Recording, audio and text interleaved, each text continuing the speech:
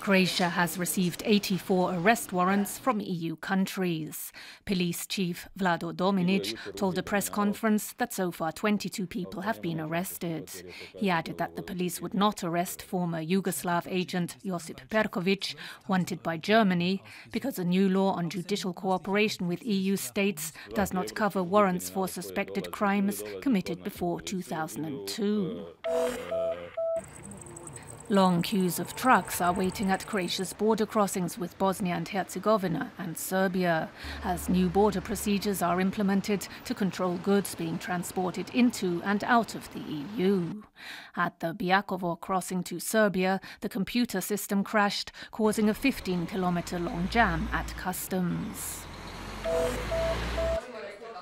Minister of Economy Ivan Vrdoljak today called on national electricity company HEP to lower energy prices for households. Several foreign companies are now offering cheaper electricity on the Croatian market. Vrdoljak also met with Brazil's foreign minister. Brazil has expressed interest in hiring Croatian shipyards to construct platforms for deep-sea oil and gas exploitation. Markets were partially closed across the country today as a strike by vendors continued. Traders protested against new regulations requiring them to issue bills at market stands, which they say is impractical and impacts on traditional practices like bargaining. In international news, opponents and supporters of Egyptian President Mohamed Morsi have gathered in the capital, Cairo.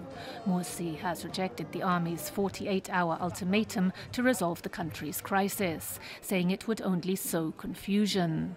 He today met with the head of the country's armed forces, but they did not give any details of the talks.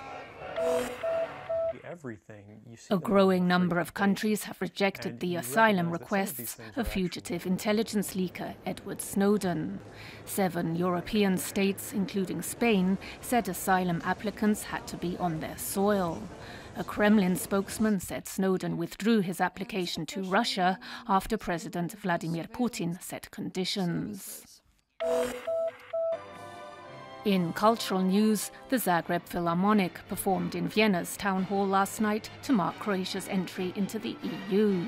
The concert, under the auspices of Austrian President Heinz Fischer and Croatian President Ivo Josipovic, was conducted by Pavel Dešpalj. A week-long festival celebrating writer Miroslav Krleža, Croatia's most prominent literary figure of the 20th century, opened in Zagreb yesterday evening. Exhibitions and performances of his work run through to Sunday, the 120th anniversary of his birth. In sports, in the quarter-finals of the women's tournament at Wimbledon, German Sabine Lisicki, who yesterday defeated Serena Williams in the 4th round, today conquered Estonian Kaia Kanepi 6-3, 6-3 and is through to the semi-final. The weather tomorrow, sunny and hot.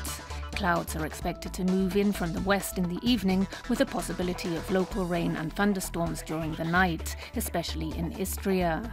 A northerly Bura wind is expected on the Adriatic and a moderate maestral in places. Morning temperatures will range from 10 to 15 degrees Celsius inland, from 17 to 21 on the coast. The day's highs will range from 27 to 31 degrees.